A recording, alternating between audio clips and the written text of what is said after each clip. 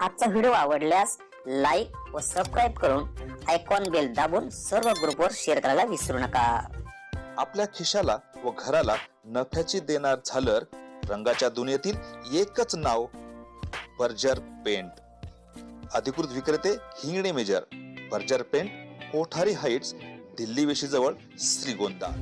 नमस्कार, आपणा सर्वांचं दक्ष टाइम्स 24 लाईव्ह मध्ये सहर्ष स्वागत। आजच्या विशेष बातमीपत्रामध्ये आपण पाहणार आहोत संभाजी ब्रिगेडचे पदाधिकारी व रविराज साबळे यांचा नागरी सन्मान। हे तर गुळाच्या ढेपीला लागलेले मुंगळे रविराज साबळे यांचं प्रतिपादन। याबाबत सविस्तर वृत्त आपण जाणून घेऊयात। श्रीगोंदा तालुक्यातील टाकली लोणार येथे संभाजी ब्रिगेडच्या नवनियुक्त पदाधिकाऱ्यांचा सन्मान सोहळा तसेच शेतकरी पुत्र रविराज दादा साबळे पाटील यांचा जाहीर नागरी सत्कार आणि जाहीर सभेचे आयोजन उत्साहपूर्ण वातावरणात करण्यात आले होते। या कार्यक्रमात संभाजी ब्रिगेडचे जिल्हाध्यक्ष अरविंद कापसे, जिल्हा उपाध्यक्ष नानासाहेब शिंदे, मुकुंदराव सोनटक्के, गणेश पारे, वैभव वंशू, श्याम पोळ, अनिल धातोंडे, तालुका अध्यक्ष सोमनाथ गोडसे, तालुका संघटक देवीदास माने यांची प्रमुख उपस्थिती होती। तसेच गावातील माजी व विद्यमान पदाधिकारी, सरपंच, उपसरपंच, सोसायटीचे चेअरमन, सामाजिक कार्यकर्ते आणि ग्रामस्थ मोठ्या संख्येने उपस्थित होते। या कार्यक्रमात रविराज साबळे पाटील यांच्या कार्याचा गौरव करत त्यांचा जाहीर नागरी सत्कार यावेळी करण्यात आला। यावेळी उपस्थित मान्यवरांनी सामाजिक कार्य, शेतकरी प्रश्न आणि युवकांच्या संघटनात्मक ताकदीवर मार्गदर्शन केले। माझं नाव सविता कांतीलाल काळे, माझं गाव टाकळी लोणार। खरं तर मी माझं पूर्ण ग्रॅज्युएशनचं शिक्षण झाल्यानंतर स्पर्धा परीक्षेची तयारी सुरू केली। त्याच्यामध्ये आता सध्या मी कंबाईन ग्रुप बी, ग्रुप सी आणि राज्यसेवेचा अभ्यास करते। त्यातून मला सरळ सेवेतून कॅनल इन्स्पेक्टर ही पोस्ट मिळाली। ही पोस्ट मिळाल्यानंतर घरच्यांच्या एक प्रतिक्रिया असतात की त्यांना खूप भारी वाटतंय की मुलीने काहीतरी केलं। आणि आपल्या समाजात अशी गोष्ट आहे की मुलींना जास्त काळ दिला जात नाही शिक्षणासाठी। तर मी एवढं सांगेन की सगळ्या पालकांनी मुलींना जास्तीत जास्त शिक्षणासाठी प्रोत्साहन दिलं पाहिजे। आणि सर्व टाकळी लोणारच्या ग्रामस्थांनी माझा इथे सत्कार आयोजित केला, त्याबद्दल मी सर्वांचा आभार मानते आणि थांबते। मी सुरेश सोडगे, मुक्काम पोस्ट टाकळी लोणार, तालुका श्रीगोंदा, जिल्हा अहमदनगर। आज आमच्या गावी रविराज पाटील साबळे ते आमच्या इथं आले आणि शेतकऱ्याच्या प्रश्नावर त्यांनी बहुमोल असं मार्गदर्शन केलं। मग ऊसाचा प्रश्न असेल, कांद्याचा प्रश्न असेल, सर्व शेतीमालाचा जे प्रश्न असतील त्या प्रश्नावर शेतकऱ्याची मुलं आपण निवडून दिलेत, आमदार, खासदार, जे मंत्री झालेले आहेत, ते शासनामध्ये नेमकं करतात काय? आपली एकच शेतकऱ्याची मागणी की भारत देश हा कृषी प्रधान देश आहे, या देशामध्ये अधिक उत्पन्न वाढवा, उत्पादन वाढवा, पण उत्पादन खर्च निगडीत बाजारभाव का मिळत नाही? तरी सर्व शेतकऱ्याचीच मुलं येते ना। म्हणून या ठिकाणी रविराज पाटील असतील, आमचे ग्रामस्थ असतील, जे प्रश्न आम्ही या ठिकाणी रविराज पाटलांना विचारले त्या प्रश्नावर त्यांनी सांगोपांग असं आम्हाला उत्तरं दिली। आणि भविष्यात सर्व शेतकऱ्यांनी एकत्र येऊन आपल्या शेतीमालाला योग्य बाजारभाव म्हणजे उत्पादन खर्च निगडीत बाजारभाव मिळावा, या संदर्भात आपण सर्व शेतकऱ्यांनी संघटित येऊन संघर्ष हा आपण केला पाहिजे। श्रीगोंदा तालुक्यामधील एक सदन गाव म्हणून टाकळी लोणारकडे पाहिलं जातं। या गावातून कोकडीचा मुख्य कॅनल गेल्या कारणानं इथं एक सदनता आहे, सुबत्ता आहे, इथले लोक सदन आहेत, साक्षर आहेत। तरी अशा या साक्षर आणि सदन असणाऱ्या गावामध्ये आज सत्कार समारंभाचा कार्यक्रम आयोजित केला होता। संभाजी ब्रिगेडचे जे काही नवीन पदाधिकारी, तालुका अध्यक्ष असतील, उपाध्यक्ष असतील, वेगवेगळे पदाधिकारी असतील, यांचा सन्मान, त्याचबरोबर शेतकरी नेते म्हणून महाराष्ट्रामध्ये परिचित असणारे लाडके शेतकऱ्यांचे कैवारी रविराज साबळे पाटील यांचा देखील या ठिकाणी गावाच्या वतीने स्वागत समारंभ, सत्कार समारंभ ठेवला होता। असा हा संयुक्त कार्यक्रम होता। या कार्यक्रमामध्ये सर्व बाबीत चर्चा झाली आणि विशेष करून शेतकऱ्यांचे पैसे थकवणाऱ्या बाबू बोत्रे आणि त्यांच्या ओमकार शुगर बाबत सविस्तर चर्चा झाली। या बाबतीतच एक खुलासा मला या निमित्ताने करायचा आपल्या माध्यमातून। देश स्वातंत्र्य झाल्यानंतर भारत सरकार आणि राज्य सरकारच्या माध्यमातून जे जे काही उद्योग उभे झाले ते सर्व उद्योग जागतिकीकरण, खाजगीकरण या माध्यमातून सरकारने विकण्याचं काम केलेलं आहे.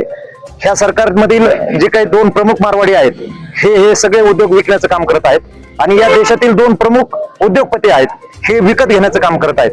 या माध्यमातून मग ते भारतीय रेल्वे असेल, भारतीय एअरपोर्ट असतील, शिपिंग यार्ड असतील, हे सर्व उद्योग आज खाजगीकरण झालेलं आहे. खाजगीकरणामुळे इथला तरुण बेरोजगार झालेला आहे, आर्थिक संकटात आलेला आहे आणि म्हणून कॉक्रोच पार्टीच्या माध्यमातून एक समाजाची जी काही खतखत होती ती बाहेर आलेली आहे. या देशामध्ये सहकार खातं ज्यांच्याकडे आहे ते अमित शहा आणि त्यांना हे देखील खातं एकमेव जे शेतकऱ्यांच्या हक्काचं खातं राहिलेलं आहे, सहकार खातं, सहकार क्षेत्र, त्या माध्यमातून हे खातं अडचणीत आणायचं आहे, हे क्षेत्र अडचणीत आणायचं आहे. शेतकऱ्यांचे पैसे बुडवायचे आहेत आणि शेतकऱ्यांचे पैसे बुडवण्यासाठी एक बुजगावणं म्हणून ह्या बाबू बोत्रेला पुढे केलेलं आहे. या बुजगावण्याच्या माध्यमातून या महाराष्ट्रातले प्रमुख 17 कारखाने चालवले गेले. भविष्यात आणखी ती संख्या वाढणार आहे आणि या सर्व कारखान्यांमध्ये शेतकऱ्यांचे पैसे थकलेले आहेत. कारखाने थकीत करायचे, हा उद्योग बुडवायचा आणि हा आयता उद्योग हे अदानी अंबानीच्या ताब्यात द्यायचा. हे षडयंत्र आता शेतकऱ्यांनी ओळखलं पाहिजे. सहकार वाचला पाहिजे, सहकारी कारखाने वाचले पाहिजेत, खाजगी कारखाने वाचले पाहिजेत, शेतकऱ्यांचे हक्काचे पैसे त्यांना मिळाले पाहिजेत. फक्त आता शेतकऱ्यांनी, युवकांनी, या शेतकऱ्यांच्या मुलांनी रविराज साबळेंचा आदर्श घेऊन संघटित झालं पाहिजे, प्रश्न विचारले पाहिजेत, यंत्रणेला भिडलं पाहिजे. हे व्हावं ह्या उद्देशानं रविराज साबळे पाटलांचा सर्वांनी आदर्श घ्यावा आणि तोच कार्यक्रम आज या ठिकाणी टाकळीमध्ये पार पडला आणि या कार्यक्रमाला गावातील आजूबाजूतील सर्व वाडी वस्तीवरील जवळपास 1000-1500 लोक एकत्रित आले आणि सर्वांनी आपला पाठिंबा दर्शवला, हे आपल्या माध्यमातून स्पष्ट करतो. यावेळी रविराज साबळे यांनी प्रसार माध्यमांशी बोलताना सडेतोडपणे उत्तरं दिली. बोलताना ते म्हणाले, मुळातच टाकळी लोणार ग्रामस्थांनी आणि सोमनाथ गोडसे साहेबांनी सत्कार ठेवला होता. मी सत्कार स्वीकारत नाही, पण खूप जास्त आग्रह होता म्हणून गावात येणं झालं. गावकऱ्यांनी एकत्रित येऊन अगदी ढोल ताशा, बँड बाजा, फटाके वाजून स्वागत केलं.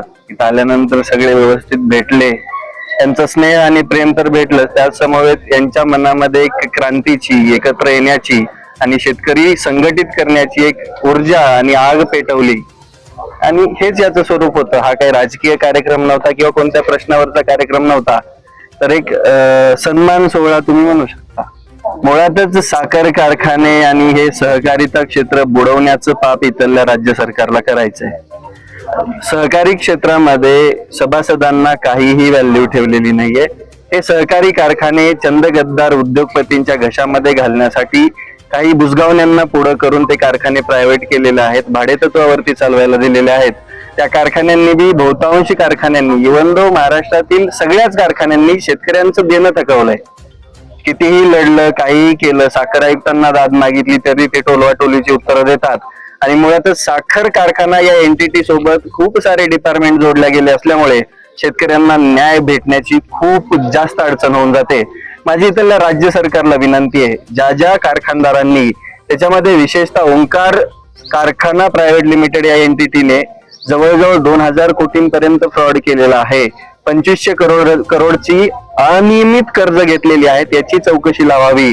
सहकार मंत्र्यांनी याच्यात लक्ष घालावं, कृषी मंत्र्यांनी याच्यात लक्ष घालावं आणि राज्य सरकारला एक विनंती आहे, या साखर कारखान्यासाठी, आमच्या तक्रारींसाठी आणि शेतकऱ्यांच्या तक्रारी ऐकण्यासाठी एक खिडकी प्रोग्राम म्हणजे स्थापन करावा, जेणेकरून शेतकरी डायरेक्ट एकाच ठिकाणी जाऊन त्यांची जी काही समस्या आहे ते तिथं मांडतील, ना की 1000 ठिकाणी जाऊन त्यांच्या समस्या मांडाव्या लागतील.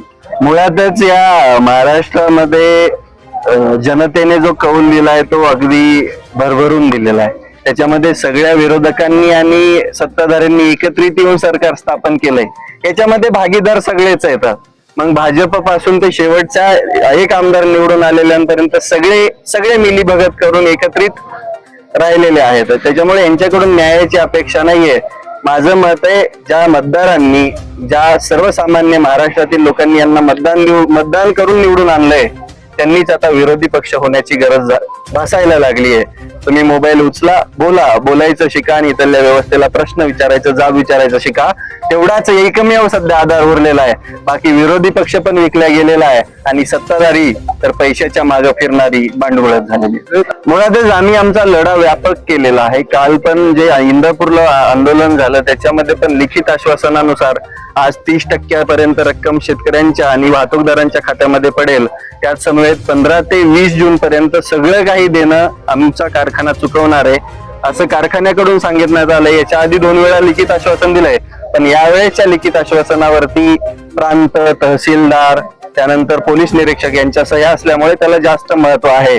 कारखान्याने परतबी अजून पुढच्या 10 ते 15 दिवसात देणी नाही थकवली तर प्रत्येक कारखान्याला टाळं लावण्याचं काम आम्ही शेतकरी म्हणून नक्की करू. पक्ष आणि राजकारण हा माझा अजेंडाच नव्हता कधी. सर्वसामान्यांना न्याय देणं, शेतकऱ्यांना सन्मानाचं जगणं देणं, शेतकऱ्याचं आयुष्य बदलणं हा माझा अजेंडा आहे आणि ही माझी चळवळ आहे.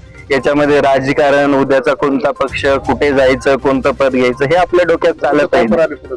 ऑफर रोज येतात, पण त्या ऑफरला मी रोज केराची टोपली दाखवतो. मुळातच ज्या लोकांची क्रेडिबिलिटीच नाहीये त्यांच्यावरती बोलणं मला योग्य वाटत नाही. ज्या लोकांनी चळवळ शेतकरी बोंबलून स्वतःचा पक्ष उभा केला आणि तोच पक्ष हाय असा वळचणीला बांधून नेला सत्ताधाऱ्यांच्या फक्त एका छोट्याशा आमदारकीसाठी, ते काय शेतकऱ्यांचे प्रश्न उचलणार आहेत? हे म्हणजे गुळाला लागलेले मुंगळे आहेत.